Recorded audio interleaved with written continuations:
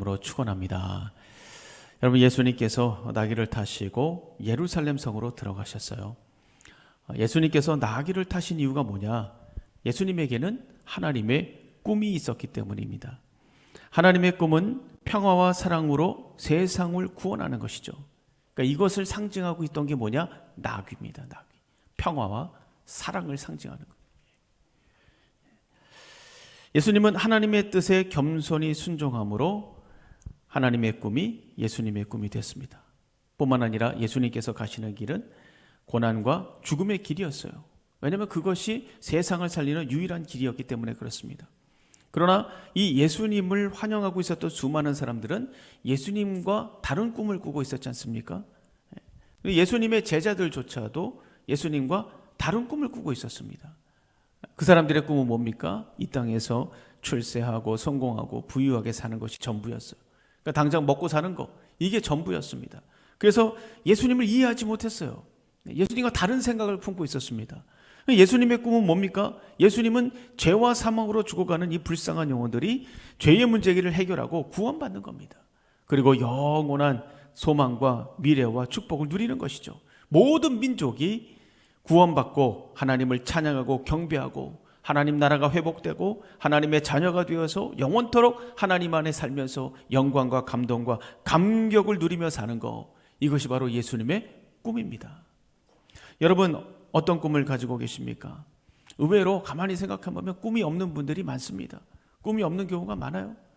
바빠서, 나이가 많아서, 기회가 없어서, 상황이 안 돼서, 환경 때문에 시간이 없어서, 생활이 어려서, 불가능하다고 생각해서 하여튼 여러 가지 이유로 우리가 꿈을 갖지 못하는 경우가 많아요. 사실 이런 핑계들, 수많은 핑계들이 우리의 꿈을 잡아먹고 있는 것이죠. 또 꿈을 갖고 있다고 해도 겨우 그냥 먹고 사는 것에 머물러 있는 경우가 많습니다. 여러분, 우리는 그렇게 단순한 존재가 아닙니다. 그런 단순한 것으로, 단순한 꿈으로 만족할 수 있는 존재들이 아니에요. 우리는요, 적어도 예수의 꿈을 가지고 살아야 만족할 수 있는 존재들입니다. 왜냐하면 우리는 영원한 존재이기 때문에 그래요. 조금 살다가 없어지는 100년, 많아야 100년 살다가 없어지는 그런 존재가 아닙니다. 영원히 사는 존재이기 때문에 그렇습니다. 그래서 그리스도인들에게 이 꿈과 비전 너무 중요합니다. 어떤 책에 보니까 요셉을 말하면서 꿈꾸는 것은 사람이지만 그 사람을 만들어가는 것은 그 사람이 꾸는 꿈이다, 이렇게 얘기하고 있더라고요. 그러니까 꿈이라는 것이 사람을 만들어간다라는 것이죠. 꿈이 있어야 인생의 목표가 세워지고, 세워진 목표가 있어야 고난도 이기죠.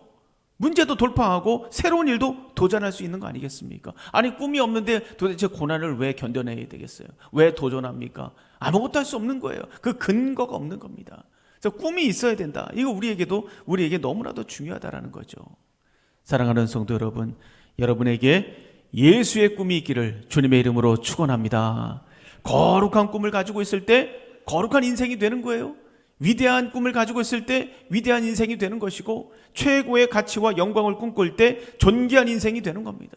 무엇보다도 우리가 이 예수의 꿈을 가지고 있을 때 이 모든 것이 가능하게 되는 것이 아니겠습니까?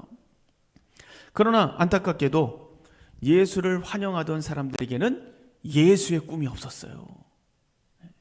하나님의 나라에 대한 소망이 없었습니다. 영원 구원에 대한 갈망도 없었고, 자기 죄에 대한 애통함도 없었어요. 오히려 이 대제사장들, 바리새인들, 이 사람들은 예수를 시기하고 질투하면서 죽이기로 작정을 합니다. 이렇게 유대인들 모두가 예수님과 다른 꿈을 꾸고 있었습니다. 그런데 그 와중에 오늘 본문에 아주 특별한 사건이 한 가지 소개되고 있어요. 우리가 볼 때는 별로 특별한 것 같지 않지만 이 사건은 정말 굉장한 사건입니다. 20절, 21절 한번 볼까요? 우리 다 같이 한번 읽어보겠습니다. 시작.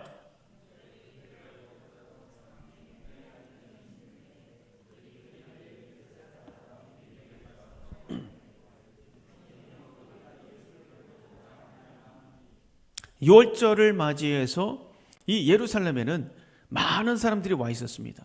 유대인들만 있었던 게 아니죠. 우리도 축제 같은 거 하면 다른 나라 사람들 많이 오잖아요. 마찬가지로 최대의 명절이었기 때문에 다른 나라 이 헬라인들도 그 중에 많이 있었습니다. 다른 민족. 근데 그 중에 몇 명이 예수님을 찾아온 거예요. 헬라인 몇 명이 찾아온 겁니다. 근데 이 사람들이 길거리에서 본 거죠. 호산나를 외치고 종려나무 가지를 흔들고 자기 옷을 벗어갖고 밑에다 깔고, 왜 예수님을 그렇게 대대적으로 환영하는 것을 이 헬라인들이 본 거예요. 그러니까 그걸 보고 이 사람들이 정말 궁금했던 거죠. 아니 도대체 저 사람은 누구길래 저렇게 이토록 환영을 한단 말인가 궁금했습니다. 그래서 빌립을 찾아가서 예수님을 좀 만나고 싶다. 그러니까 빌립이 안드레와 의논을 한 후에 예수님께 이 사실을 얘기했습니다. 그리고 예수님께서 그 이야기를 듣고 뭐라고 말씀하십니까? 좋다 싫다 이것을 말하기 이전에 뭐라고 말씀하셨어요? 23절 말씀하셨습니다. 우리 23절 다 같이 한번 읽겠습니다. 시작. 예수께서 대답하여 이르시되 인자가 영광을 얻을 때가 왔도다. 아 좋다 오시라고 해라, 안 된다 가라고 해라, 이게 아니에요. 그 말을 딱 듣자마자 우리 예수님께서 감동하셔가지고 무슨 말을 했냐?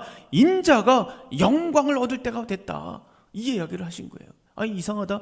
이거 사람이 찾아왔다는데 왜 이런 말씀을 하시는가? 이런 말을 한 이유가 뭡니까?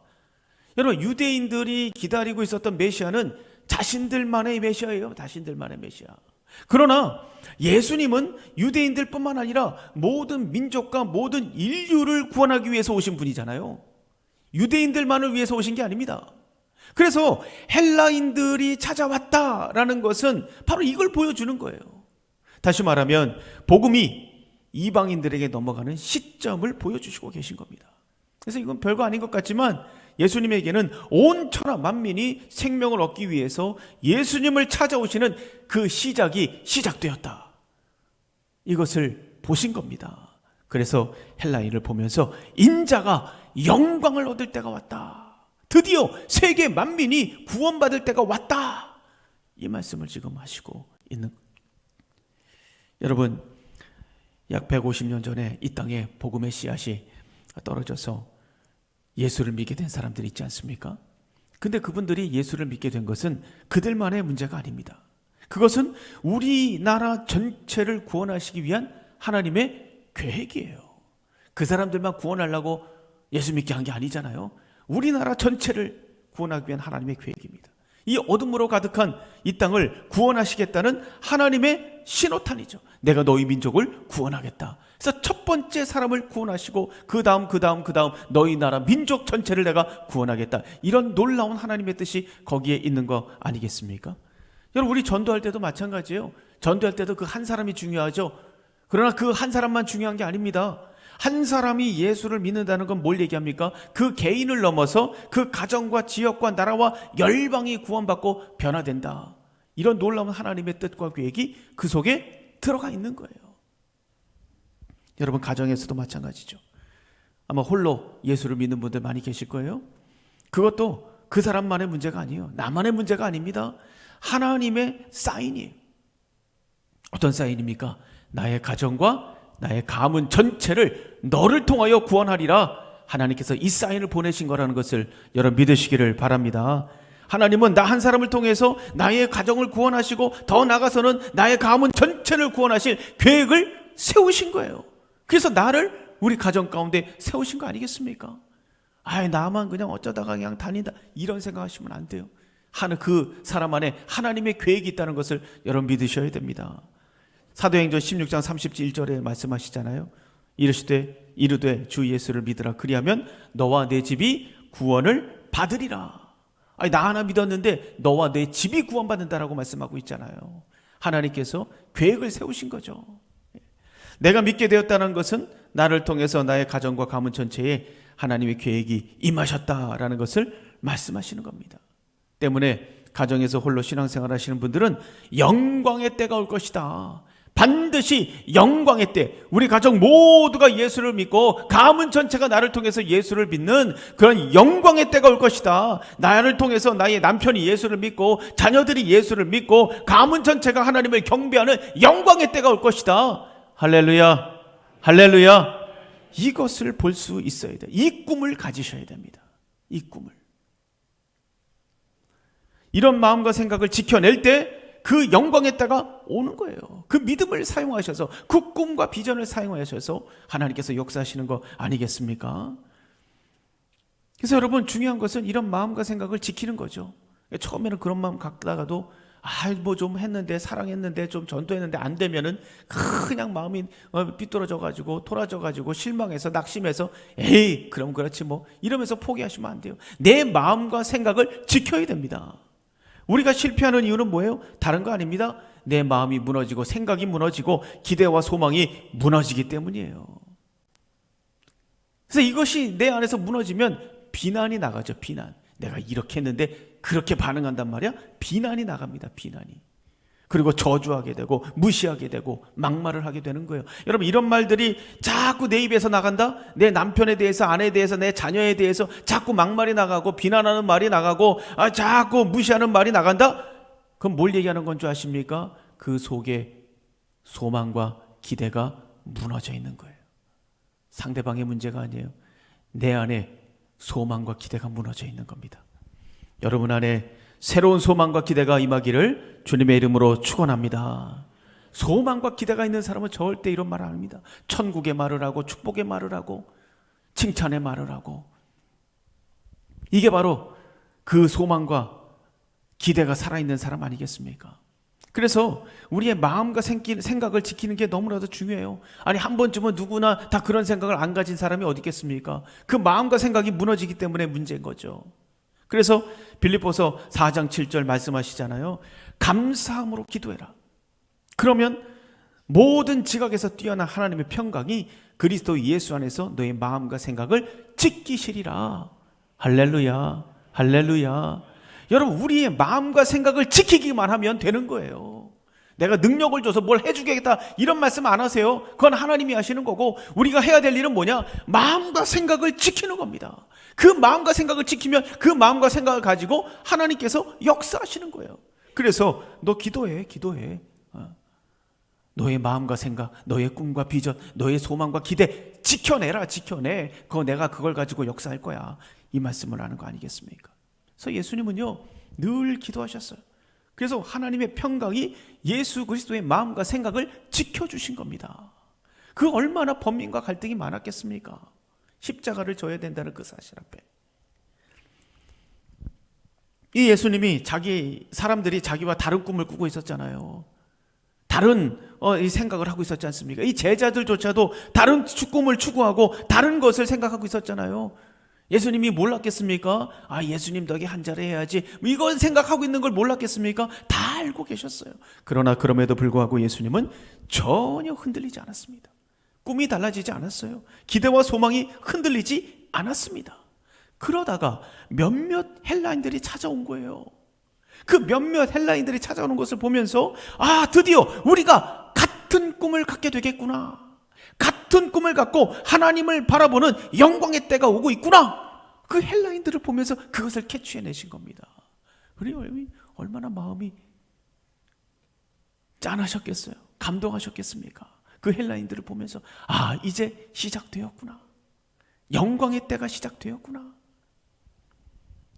그리고 동시에 자기의 순환과 죽음이 임박했다는 것을 직감한 것이죠. 그러면 여러분 예수님은 영광의 때를 확신하시면서 어떤 일을 하셨는가? 그리고 또 어떤 일을 해야 된다고 말씀하시는가? 그 바로 밑에 24절에 나와 있습니다. 우리 24절 다 같이 한번 읽어보겠습니다. 24절 시작.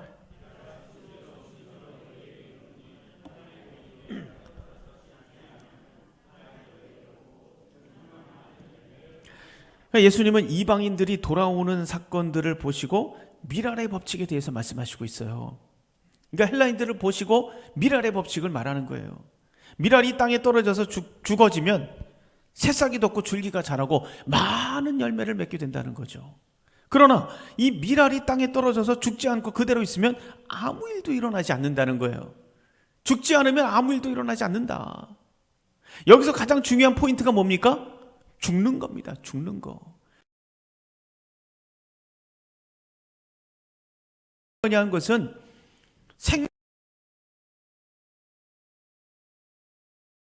상당히 역설적인 법칙을 소개하고 있어요. 이것은 예수님의 죽음을 말하는 것이기도 합니다. 그렇다면 이게 무슨 말이냐? 25절을 보면 아주 우리가 더 명확하게 이 의미가 뭔지를 알 수가 있습니다. 25절 우리 다 같이 한번 읽어보겠습니다. 시작.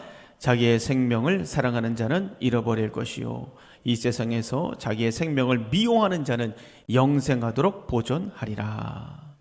이 말씀을 좀 더 분명하게 이해하기 위해서는 원어의 뜻을 살펴보면서 원어의 뜻을 살펴보면 그 의미가 더 명확하게 드러납니다. 여러분, 이 말씀에서 앞부분에 생명이라는 단어가 나오지 않습니까? 이 생명이라는 단어는 헬라어로 푸시케라는 단어를 썼어요. 푸시케. 이 푸시케는 뭘 얘기하냐면 육신의 생명을 얘기합니다. 육신의 생명, 본성의 생명, 자여인의 생명.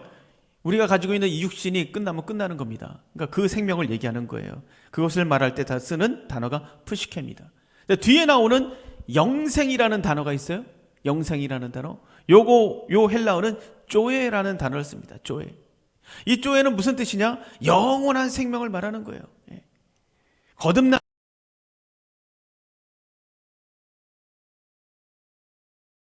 15절을 이 두 개의 단어를 넣어가지고 읽어보면 이겁니다. 자기 푸시케를 사랑하는 자는 잃어버릴 것이요 자기 푸시케를 미워하는 자는 영원한 생명 조회를 얻을 것이다. 이 말씀을 지금 하고 있는 것입니다. 그래서 이 말씀은 뭐냐? 자기를 추구하는 삶, 육신을 추구하는 삶 살지 말라는 거예요. 그러니까 자기의 욕심과 야망과 욕구를 채우기 위해서 살아가는 그런 이기적인 삶을 살지 말라는 겁니다. 왜 그렇게 살지 말라고 말씀하시냐? 다른 게 아닙니다. 이런 것들을 추구하고 이런 것에 집착하게 되면 하늘을 보지 못하는 거예요. 하늘을 보지 못.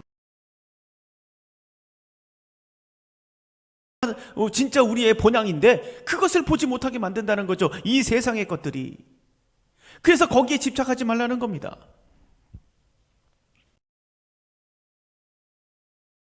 집착하고 그것을 추구하고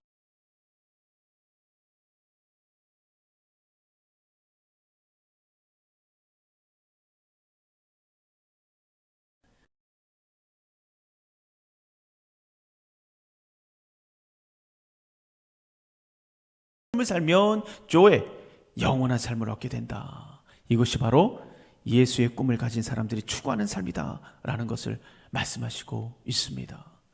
죽어지고 주어지고 죽어질 때 거기에서 생명이 돋아난다.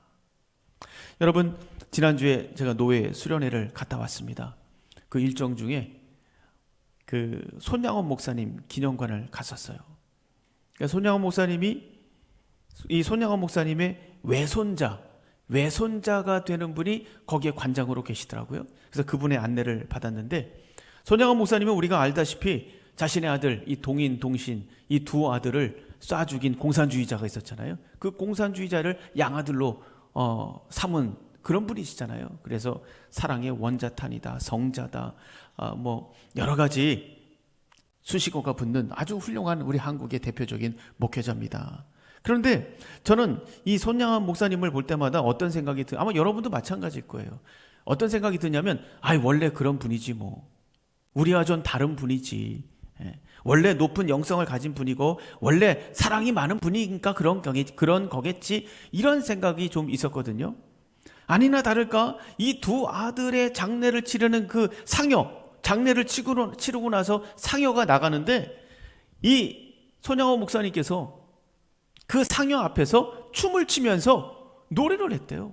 영광일세 영광일세 하면서 노래를 부르면서 하나님께 찬송하고 춤을 추면서 찬송을 했다 합니다. 사람들은 그 모습을 보면서 야, 역시 손양원 목사님은 다르구나, 손양원 목사님은 정말 대단하네 하는데, 동일아 외치면서 그 자리에서 넘어져 갖고 기절해 버렸답니다. 그러니까 이 두 아들의 죽음이라는 이 스트레스를 감당이 안 되는 거예요. 사랑이 충만해서 뭐 넉넉하게 감당한 게 아닙니다. 그 스트레스를 감당이 안 되는 거예요. 그러니까 이 몸이 스스로 그냥 이렇게 했다가는 이 육신이 죽겠구나. 그래서 몸이 스스로 셧다운을 시킨 거죠. 그래서 기절시켜 버린 거예요. 몸 스스로. 그러니까 현실로 돌아오면 그 현실이 감당이 안 되는 겁니다. 말씀으로 해석하면 이것은 정말 영광이고 감사하고 축복인데, 현실로 돌아오면 이 아들이 없잖아요. 그러니까 이 현실이 안 되니까 그냥 기절해 버리는 거예요. 그럼 사람들이 부축을 합니다. 그럼 또 다시 일어난대요. 그래서 또 얘기한답니다. 이 비천한 가문에 순교의 재물을 바치게 해주셔서 정말 감사합니다. 영광일세 영광. 그러면서 또 기절을. 그것을 몇 번씩 반복했다는 거예요. 동신아 동인아 이름을 부르면서 기절했다가 일어나고 또 감사와 영광을 부르다가 또 기절하고, 이걸 몇 번씩 하셨대요. 그 또 한 가지는요, 나병 환자의 이 고름을 빨았는데 왜 고름을 빨았는가? 사랑이 철철 흘러 넘치는 분이라 그래서 할 수 있는 것이 아니라, 할 수 있었던 것이 아니라, 이 목사님이 나병 환자들이 있는 이 애양원이죠. 애양원 교회에 부임했을 때 기도 제목이 뭐였냐면 무섭지 않게 해달라. 그리고 냄새를 맡지 못하게 해달라. 이게 기도 제목이었대요. 그러니까 이 목사님도 너무 힘들었던 거예요. 사랑이 충만해서 다 그냥 넉넉하게 감당한 게 아니라 몸부림을 친 거죠. 몸부림을. 그걸 감당하려고 몸부림을 친 거예요. 예, 본인도 너무 힘들었던 거죠. 근데 모든 것을 꼭 참고 고름을 빨았던 이유가 뭐냐? 그 사람들의 그 딱딱하게 굳어진 마음을 열고 하나님의 사랑을 가르치고, 그리고 복음을 그 속에 집어넣기 위해서 고름을 빨았다라는 거예요. 즐거워서 빠는 게 아닙니다. 할 수 있어서 빤 게 아니에요. 자기를 부수고 자기를 죽이고 자기를 녹아지게 만든 겁니다. 저는 이 이야기를 들으면서 느낀 게 뭐냐면, 이 손영호 목사님도 특별한 사람이 아니라 우리와 똑같은 사람이었구나. 똑같이 아프고 똑같이 괴롭고 똑같이 고통스럽고, 그러나 그 하늘의 미랄이 되기 위해서 자기를 죽이고 자기를 죽이고 자기를 녹이고 이 푸시케를 죽이고 조회를 확신하면서 하늘의 미랄이 되어서 녹아진 거예요. 녹아진 거. 여러분, 공산주의자를 피해서 도망갈 수 있었대요. 도망갈 수 있었답니다. 배 성도들이 배에 태웠는데 그냥 내려오셨대요. 그리고 이분이 오산학교 교장으로 갈 수도 있었습니다. 김구 선생님을 만나가고 당신이 오산학교 교장이 좀 돼주셔 했는데 나는 못 갑니다. 그리고 또 이분이 큰 교회 청빙을 받았대요. 근데 가지 않았답니다. 모든 것을 다 거절한 이유가 뭐냐? 단 한 가지, 내 양떼를 두고 내가 어디를 간단 말입니까? 그거 하나. 자기의 안전과 명예와 부요한 삶을 추구하지 않고 하늘의 미랄이 되어서 자신을 죽이고 내어주고 녹이는 삶을 살았던 겁니다. 영상을 보니까요, 지금도 이분을 추억하는 분들이 많이 있더라고요. 나병 환자였던 분들, 이분들을 추억하는 그런 장면, 영상들이 많이 남아있더라고요. 그리고 이분을 그리워하는 분들도 많이 계시더라고요. 뿐만 아니라 한국교회에 큰 감동을 주지 않았습니까? 별이 되지 않았습니까? 세상 사람들에게도 하나님의 사랑이 뭔지를 가르칠 수 있는 그런 이정표가 됐잖아요. 여러분, 우리는 지금 무엇을 추구하면서 살고 있는가? 우리 육체는 100년도 살 수 없어요. 이 땅에서 100년도 못 사는 인생이 영원히 살 것처럼 탐욕과 욕심으로 자기만을 위해서 살아가는 이 푸시케의 삶을 살고 있다. 이런 푸시케의 삶은 모든 것을 잃어버리게 만든다라고 오늘 성경은 우리에게 가르쳐 주시고 있습니다. 어떤 분들은 말합니다. 아니, 내가 이렇게 죽어지는 삶을 사는데 달라지는 게 없어요. 더 힘들어지고 더 어려워집니다. 이렇게 말하는 분들이 있어요. 또 어떤 분들은 그래, 내가 죽자, 내가 용서하고 내가 희생하고 내가 인내하자, 그런 결심을 했는데도 나아지는 게 없으니까 바로 다시 일어나가지고 하나님, 내가 죽어졌는데 왜 아무것도 달라지는 게 없습니까? 왜 그대로입니까? 막 하나님께 따집니다. 여러분, 그 이유가 뭡니까? 다른 게 아니죠. 완전히 죽지 않았기 때문이에요. 완전히 죽지 않았기 때문입니다. 죽은 것이 아니라 죽은 척했기 때문이죠. 흉내만 냈기 때문에 그래요. 완전히 죽어야 됩니다. 미랄이 죽는다? 이건 완전히 죽는 거예요. 완전히 죽어야 새싹이 나오지 않습니까? 예수님께서도 십자가에서 죽은 척 하신 게 아니에요. 십자가에서 완전히 죽으신 겁니다. 완전히. 27절 한번 보세요. 예수님께서 뭐라고 말씀하십니까? 지금 내 마음이 괴로우니 무슨 말을 하리요? 아버지여, 나를 구원하여 이때를 면하게 하여 주옵소서. 그러나 내가 이를 위하여 이때에 왔나이다. 내 마음이 괴로우니. 예수님 안에 심각한 번민과 고뇌와 고통이 있었다는 것을 우리가 알 수가 있습니다.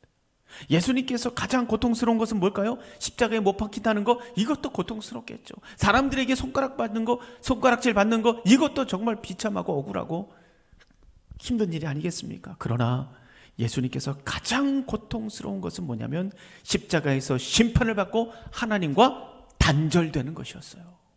하나님과 단절되는 것이었습니다.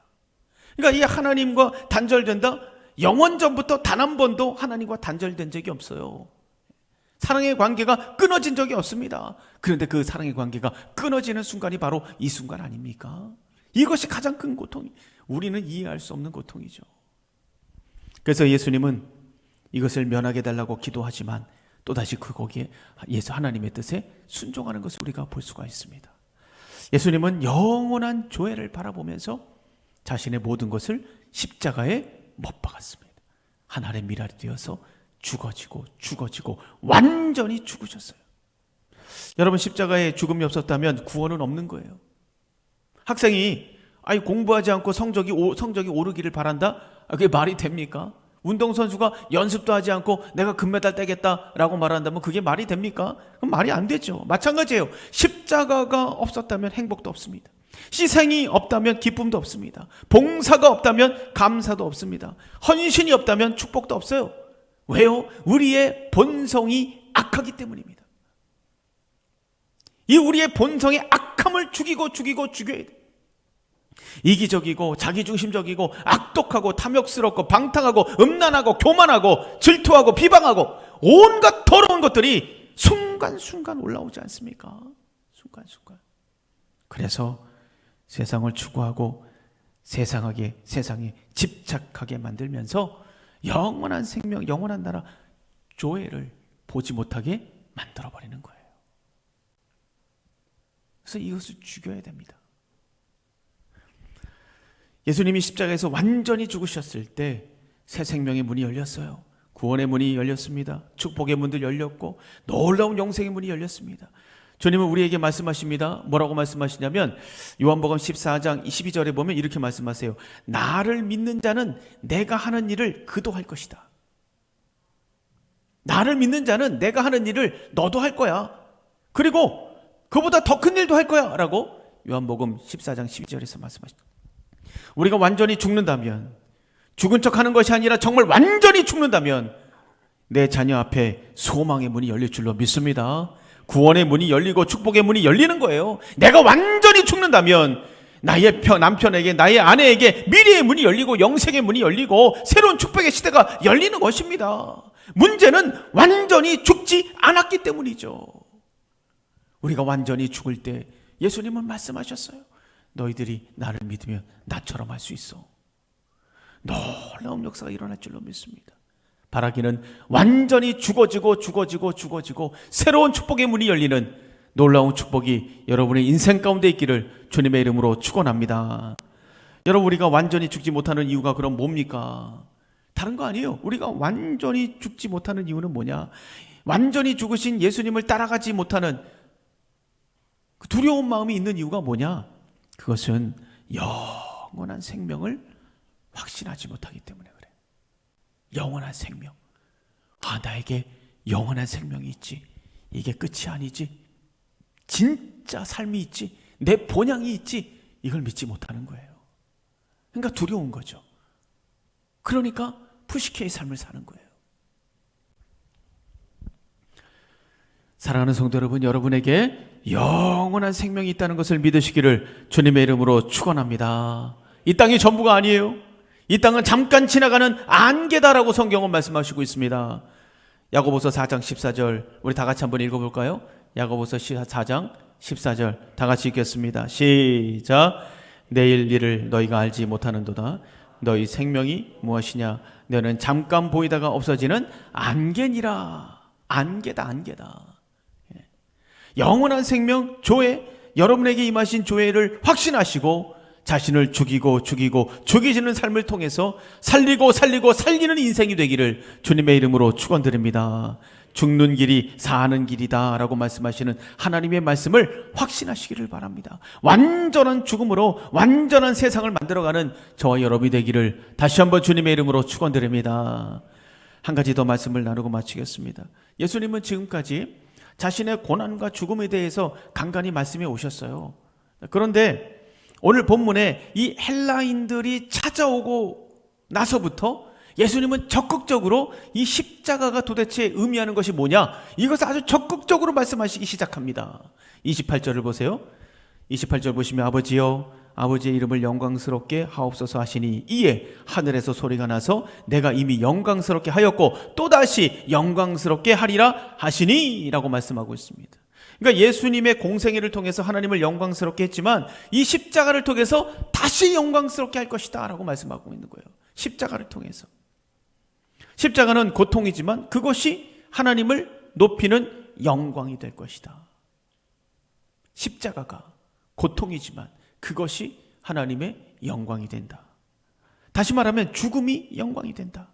왜냐하면 우리가 예수 그리스도의 피값으로 죄를 탕감받고 죽음과 저주와 심판에서 구원받았기 때문이죠. 그리고 우리가 사탄의 지배를 받고 있었지만 이제 죄의 문제를 해결하고 하나님의 다스림을 받는 사람들이 되었습니다. 한마디로 하나님의 관리를 받고 있는 사람들이 된 거예요. 우리는 이제 다 하나님의 다스림을 받는 하나님의 겁니다. 하나님 거. 여러분은 하나님 겁니다. 다시 말하면 사망에서 생명으로 옮겨진 것이죠. 그래서 31절 뭐라고 얘기합니까? 세상의 임금이 쫓겨나리라. 우리의 임금이었던 사탄이 쫓겨갔다라는 거죠. 그래서 십자가는 세상을 통치하던 사탄의 패배와 죽음을 의미하는 것입니다. 그래서 십자가를 보면서 나를 괴롭히고 나를 힘들게 하고 나를 죽게 만드는 사탄은 죽었다. 사탄은 쫓겨갔다. 사탄은 패배했다. 이것을 보실 수 있어야 돼요. 그래서 이제 우리는 죽음 앞에서도 질병 앞에서도 세상 근심과 걱정과 두려움 앞에서도 자유할 수 있습니다. 왜요? 예수님이 죽음을 이기셨기 때문입니다. 33절 보시면 이렇게 말씀하시죠. 이렇게 말씀하시면 자기가 어떠한 죽음으로 죽을 것을 보이심이로라 라고 말씀하고 있어요. 그러니까 예수님은 자신이 어떻게 죽을지 알고 계셨던 거예요.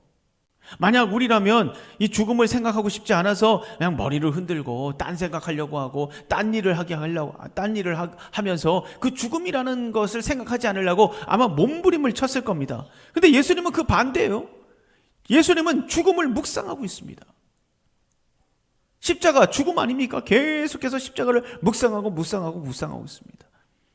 여러분, 우리도 주님처럼 죽음을 묵상할 수 있어야 돼요. 왜냐하면 그래야 욕망의 노예가 되지 않을 수 있습니다. 그래야 자기의 삶을 진지하게 대면할 수가 있는 거예요.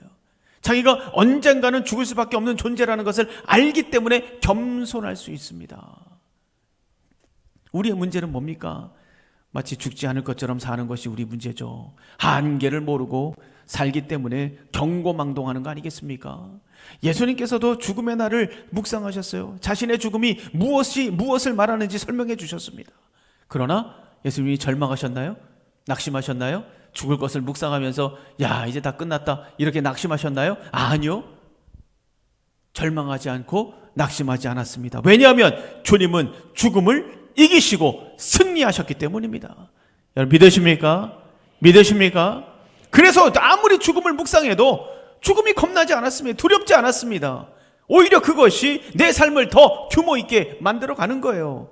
여러분, 우리도 마찬가지 아닙니까? 우리도 이 죽음을 묵상하는 것을 두려워할 필요가 없습니다. 죽음 앞에 벌벌 떨 필요가 없습니다. 이 죽음이 나에게 의미하는 것이 무엇인지 제대로 알면 우리는 이 죽음을 넘어가는 삶을 사는 거예요. 욕망과 절망의 노예가 되지 않고 정직하고 의미 있는 삶을 살아갈 수 있는 겁니다. 왜요?